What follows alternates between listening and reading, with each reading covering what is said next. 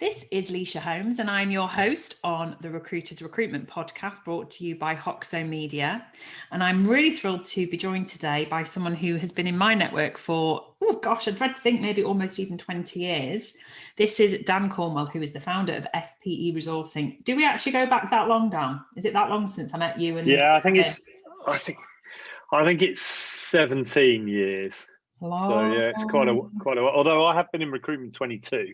Yeah, so, same as me. Yeah, I think we both joined recruitment at the same time. But yeah, when I was thinking about it, prepping the questions, I thought, how long is it since I actually met you back in Manchester, you and Kevin? Long time ago. Well, thank you so much for joining us on the channel today. And for those who are watching over on YouTube, he's got the most splendid view behind him of a restaurant, which I think kind of links in. That's our office. It's your office. That's our office in Manchester. This is your office. Genuinely. Oh gosh, it's cool. Yeah. So social space. Oh yeah, it's far cooler than I could ever have built. We're in social space in Manchester, and I miss it, so I have it as my backdrop. Yeah, I don't blame you. Well, as we record this in February 2021, we're obviously still in lockdown 3. But hopefully, if you're listening to this and it's after that, hopefully we're all looking at getting back into the offices soon. And actually, that's one of the reasons I wanted to invite you on today, because you've been a really sort of clear, concise and very candid voice across social media about what's happening in the COVID world in your space. So we want to talk today about agility, but give us some context in terms of what your business does and where you're coming from with this topic. So I think we've had to be fairly concise. We were 84% of everything we did pre-pandemic was in hospitality. So when you then 2 weeks, the last 2 weeks of March, everything shut. So we had sort of 84% of what we did was nothing. So I suppose there's two things we've had to do. We've had to support the industry as best we could and do anything we can, keep saying yes to everything. But also we've had to be agile, because frankly, we wouldn't have made it if we'd have focused purely on working in hospitality. You know, people don't tend to recruit too much when they're shut. It's kind of this weird thing when they're, everyone's closed and they decide they don't need anybody. It's just kind of odd. So I think we probably had to be vocal and agile. And the necessity is the mother of all invention at the end of the day, and that's probably helped with what we've done in the last 12 months. Okay, so obviously, March 2020 happened. Like you say, 84% of your business just shut overnight. And the word pivot, I guess, gets used an awful lot. So what did you do? So you looked at your client base and thought, right, well, clearly we're here to support them emotionally. Yeah. These are people that you've personally known, all the years in your recruitment career. So talk us through, and I guess you can go as fast as you want to get us to where we're at today. So I think the first thing, we were 92% like for like down in that first month. Everything stopped. The first thing we did was we realised that what was going on was far bigger than us. We're a relatively small business and a relatively small voice in a sector where people were losing their jobs. They're starting to lose their livelihoods. So we spent most of the time, certainly in that first month or two, April through to May, supporting everybody we could. Yeah. So we said yes to everything. We latched on to another business called harry.com, and we helped them launch a website. We didn't do a lot really, but we did get them exposure on BBC Breakfast. Somehow I chanced onto Breakfast and was interviewed on there, and that helped them, I think. And we basically realized there were a ton of people in our sector who would be unemployed. This was before furlough, of course. So we helped match them up with maybe distribution businesses, online resale businesses, or if someone works as a customer facing role, they could transfer over. So we did a ton of that, and we did that, I think it was the first 7 weeks to get all that off the ground. We did all that free of charge. Obviously we just did everything we could to help the sector. And I think I've got no stats and no data on how many people we placed, but the impact, I think, was much bigger than we are as an organisation.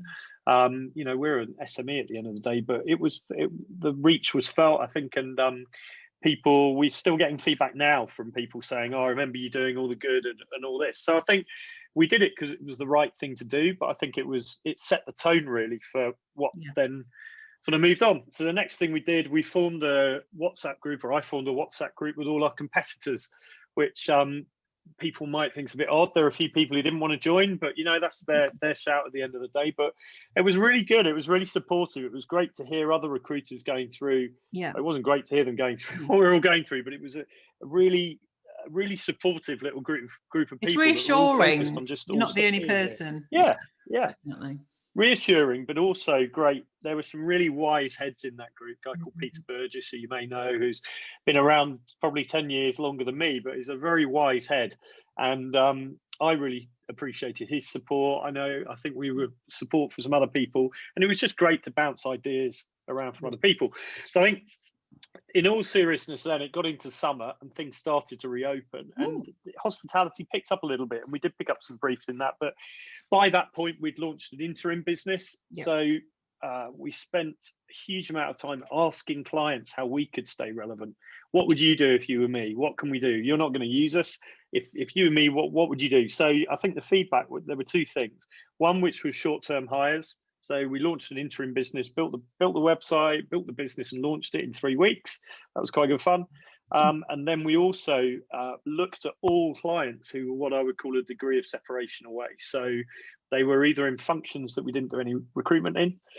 So we did a role in finance. We don't really ever do much in finance. We did quite a lot in marketing. And then we looked at people we knew who were in sectors that were still thriving, but we hadn't worked in. Right. So we did a sales director for an artificial intelligence firm. We're doing a sales and marketing director for an insurance business, and it just kind of, I wouldn't say there was a great strategy behind it. I think there are two things that we have done, three things that I would say we've done consistently. We've been relentlessly positive throughout the whole thing. I mean, don't get me wrong, if you look at my Twitter feed, you'll certainly find I get frustrated with elements of the government's policy, certainly around hospitality. But we are relentlessly positive with candidates, with clients. We can do this, we can do that. You let me know when you need it by, and we said yes to it. Yeah. So that moves on to my second point, which is kind of say yes to everything. Okay. And the other thing is just try. We've tried so many different things, and some of them have stuck and worked really well, and some haven't. And I think that's okay, really. No one knew what to do, and we sort of muddled our way through. We thought we would lose as a business at the thick end of about £250,000 this year, which for an SME is, it's a lot of money for us. But I think, we've got 3 weeks left in our financial year, and if with a following wind, I think we might just break even. We might make a small profit this year. Yeah, which considering our sector, you'd have taken that if I'd have said that to you in March. You'd have said, "I'll take that hand off." I haven't had a day off, but there's nowhere to go anyway. No. It's like I can have a week's holiday. What am I going to do? Sit in the garden? I mean, it's just So Osman's holiday at the moment, isn't it? Exactly. We're all stuck in our front rooms, aren't we? So that's what we've done, I think. I love that, and I love the sort of organicness of it all, that you've kind of just gone with the flow a little bit, although there's clearly you've got, you run a successful business, so there's obviously a strategy to be able to launch an interim provision within 3 weeks. You clearly, you're not just winging it, but I love the fact that you're letting the flow of the work come from the relationships that you've got. And I think there's a lot to be said for that if you'd have sat down and said, right, well, let's plan to go down an operations route, let's plan to go into insurance, financial services, professional, whatever you want to call it, it would have felt maybe a lot more daunting than actually letting the flow happen. I think it's a really good point. And I always think of recruitment is a bit like, I don't know if you remember that old cartoon with the guy with the cowboy hat, big moustache, where he's sort of going around a minefield with a pickaxe and going like that, and suddenly a bit of oil spurts up. And well, this is how I think of recruitment. You can plan, you can really plan, and you can organize, and you can say, we're going to do this as our business development strategy. It's of course great to have an overarching strategy. But I think, I always think back to my days at Michael Page, and there are a ton of things I learned that were great, and there were some that maybe weren't so great, but some of the phrases that they use, I'm sure everyone in recruitment will be laughing at this, but they always used to say work closest to the fee. And I think nothing has been more true than that this year. If you hear of something, you chase it down. And it is a bit old school. It's yards. I think I've got a very good work ethic, and I think Michael Page are partly responsible for that. I perhaps don't work 8 till 8 every day like I used to back in the 90s. That would be a short day right now. Maybe something like it depends. Do you include childcare duties in that? I think that work ethic, and that you're working smart, working closest to the fee. If you hear of something, I mean, every single thing we've been mandated on in the last 12 months, we've filled every single job. And that is so important to us, because that's what we built our business on. We're all retained, and we build our business on filling jobs. We have one job at a big hotel chain where they came to us, incredibly kind of the recruiter, who I've known for a long time, always helped him out, and he said, look, we want to give you a go. They failed to fill it twice, and we filled it in 6 weeks for them. Wow. And they were really pleased with it, and it was hard work, but I think you've got to show where you add value more now than ever. I totally agree with you. You know, people will be more cost focused now than they ever will be. And I think, you know, in our WhatsApp group, people were talking about, can you maintain your fee rates? Is it going to be a race to the bottom? And my view is, you've got to show value. You've got to show where you're adding value, and you've got to prove you can do something they can't. And for me, that is the value of your network. Sorry, Lisa, I'm talking over you, but it's the value of your network, and it's the value of the ability of your team to find people that no one else can find. And ultimately, that's what every recruiter should actually do, isn't it? It's the uniqueness of your network. That's what they're plugging into. So, I mean, you know, you've obviously really put your clients first. The people buying off you. You know that they're going to have a pain point, which ultimately will come down to sort of cost. But equally, you've sort of shown them that you're in it for the long haul. And I love that you did an awful lot of free stuff, which actually it'll pay in dividends, and is paying in dividends now in terms of, you know, reaping the benefits as people look to recover.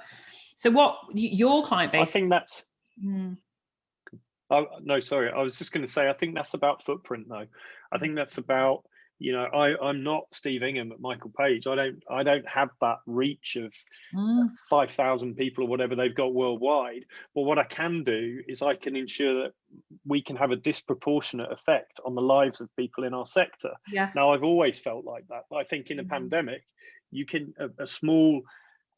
smaller organizations actually can have a bigger footprint. And for me, that's the most important thing out of all of this. I want everybody in our sector to get through this and come out the other side.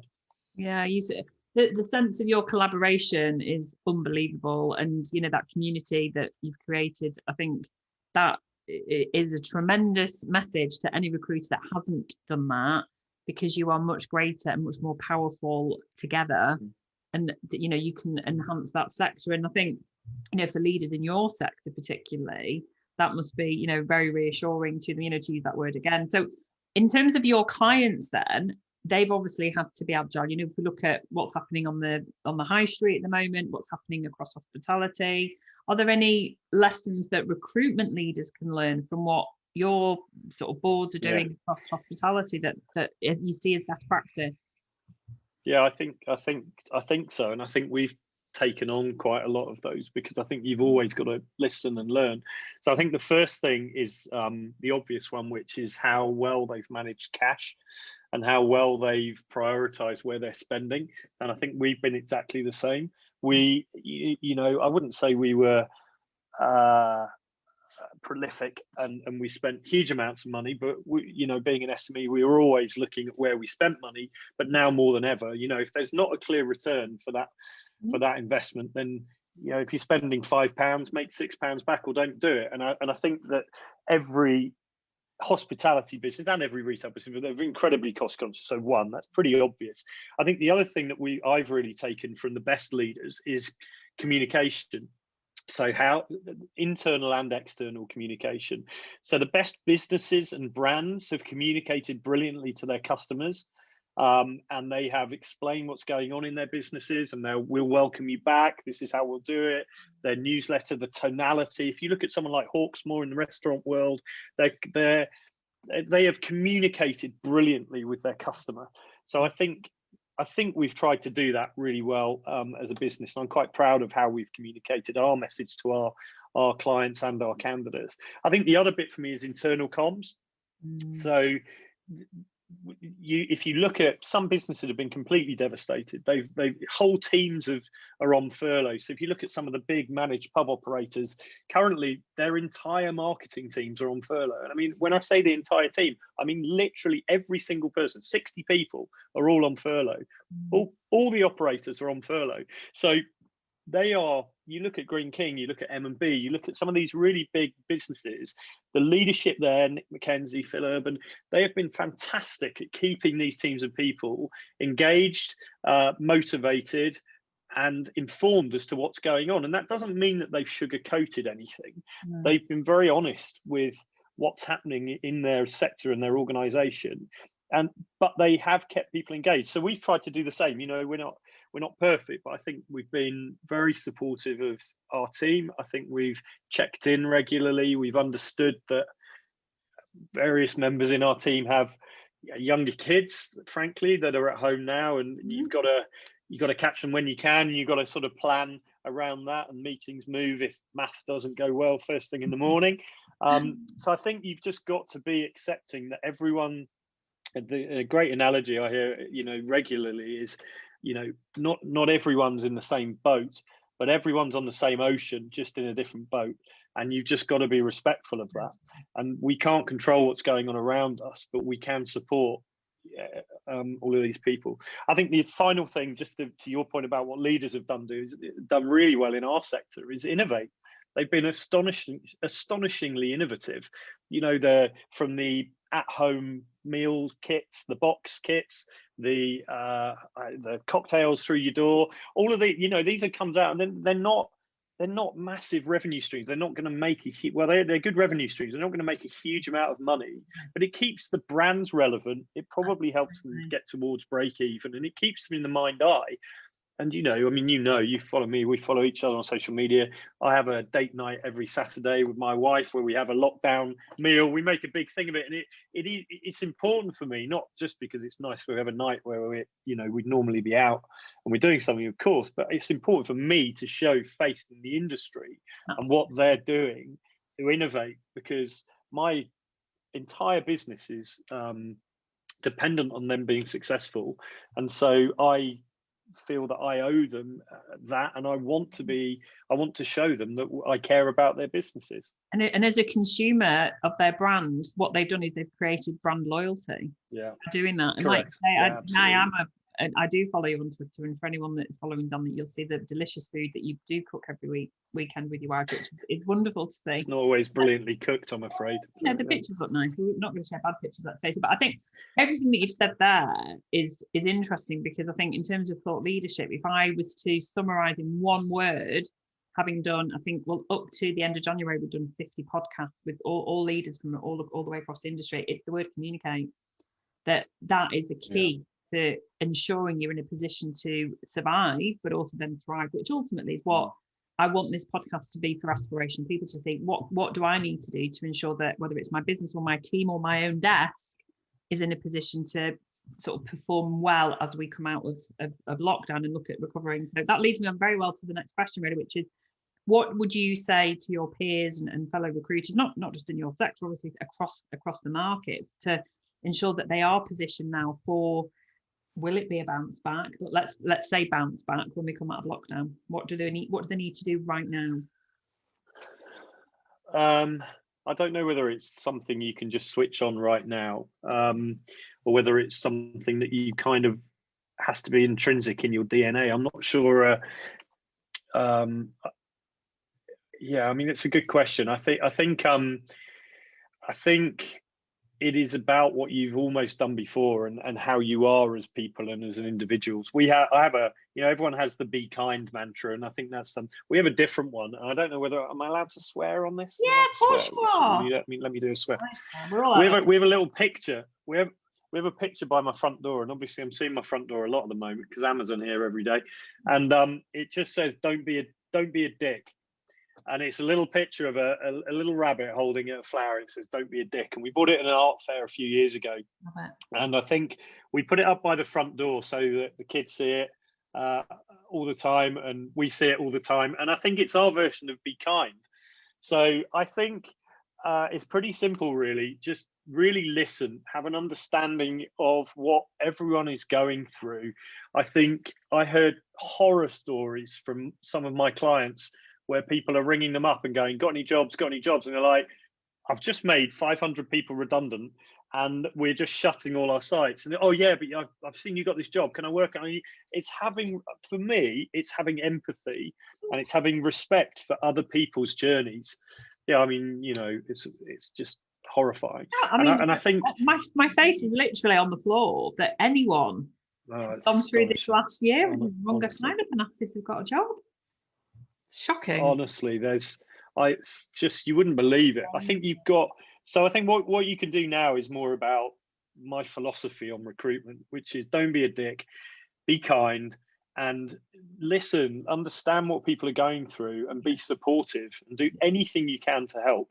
And I'm sure there are plenty of times we haven't got it right, but learn from your mistakes, learn from what I've been in this 22 years, and even now, someone pulls out of a job or they turn something down, and you're still going, right, okay, what can I learn from that? What can I do better next time? And I think that introspection, I actually think I've got better at that over the years. I think I've got much happier perhaps with who I am, and much more comfortable with what my business is, and much, not feeling like I've got to be a clone of something else. I think you grow into that over years, actually. And for me, I think, so that would be my point, be true to yourself and show some empathy. Yeah, no, definitely. And I think that maybe that comes with maturity. Maybe it comes from being in recruitment as long as you have, or maybe it's actually irrelevant to that. And it's what the last year has taught us all, is that we're all human beings. Maybe. And I agree with that. I mean, that analogy, I know it gets used that sort of we're all in the same storm and we're all in different boats. Yeah, but it's true. And at the end of the day, people will remember what you did, and people will remember you for what you have done for your sector. And that's why you're just so inspiring. And actually everything you're saying, Dan, is so simple. It's not rocket science what you're asking. I mean, it feels simple to me too. And I was quite, when you asked me to come on here, I was quite humbled, really, because I'm not, I've never run a business of more than 35 people. We have no, I don't want to grow SPE. We're a really small business. I'm not. I look at these people who have huge spans of control and run really big companies, and I'm kind of in awe of them, because I couldn't do that. It's not me. So I'm a very straightforward, simple person, I think, who's learned. I've made tons of mistakes over my career. I look back over 10, 15 years and think, God, that was awful. I would never do that again. But I think you still learn. You have to still learn. And just coming back to your point about coming out of this, I think that it'll happen quickly. So most recessions are slow. Okay, there's a lag. There's people coming back to work, panicking, cutting costs, and then there's a lag to recruitment. I think this will be the opposite. I think people will, especially in our sector, in hospitality, there's going to be a sudden need for people. Yeah. So I'm trying to keep my team.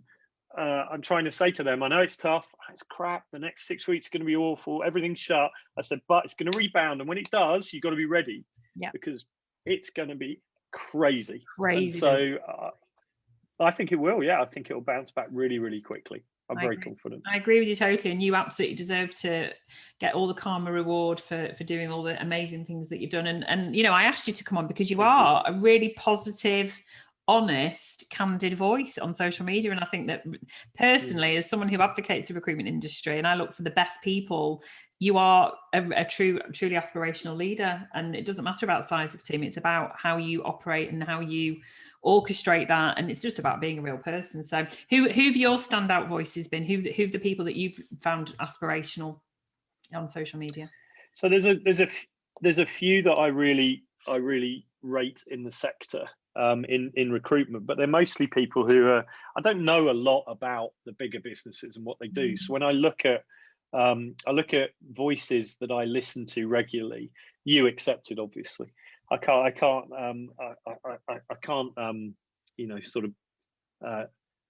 go on about everything that you do for the sector, because I do think you're great. I think you're great. I think you're a great voice for the sector, but probably won't talk about that now. I think I have a couple of competitors that I always look at, and I always see what they're doing. Very respectful. Abby Dunn, Kate McCarthy, they run very good businesses. I always look for what they do on social. I'm always impressed by it. Sometimes they say some things that really make me think. Abby, I like her irreverence and her Mancunianness, and Kate, I just like her effervescence and she's achieved so much with her business. I have great admiration for her. I also, Simon, who works for us. I think when the business locked down, he effectively, he didn't go on furlough, but he may have gone on furlough for a few weeks, but he really had to do some soul searching because there was nothing in his market at all at the lower levels. So he just took himself off and did a social media course. He learned to use LinkedIn. He's got far more followers and he's had far more engagement than I have. Amazing. And so it's kind of one of these things where he just started doing it. And I was like, it looks really good, mate. Yeah, keep doing it. And he's just kind of done it himself, and he's done brilliantly.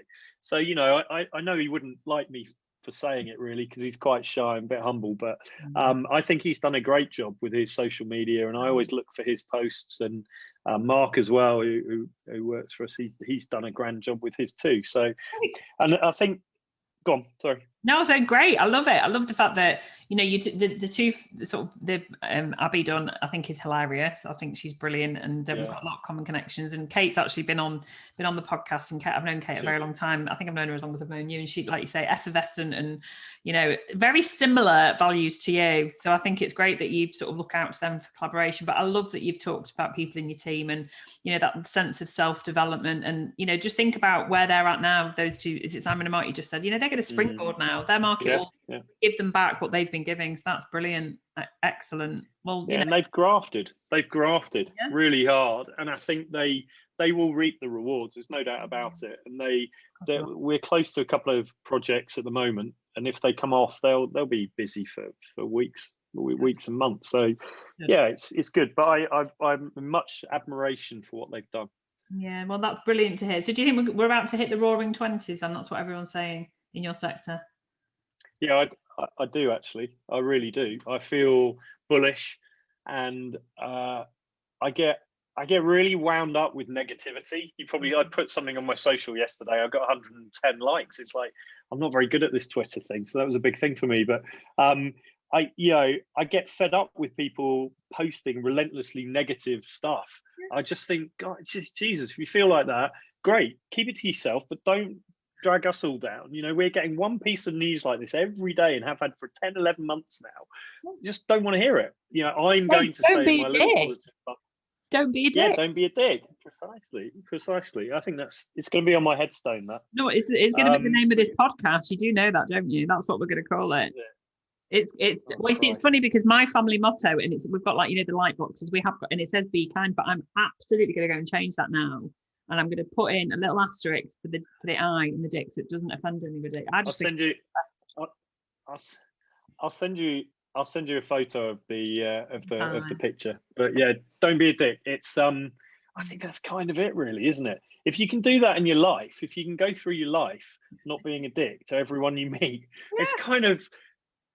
I mean, you know, and recruiters generally, we've been at various recruiter awards. We've been in rooms with lots of recruiters. We kind of know how the industry is perceived. And do you know what? I think that the industry per se could take a lot from that phrase.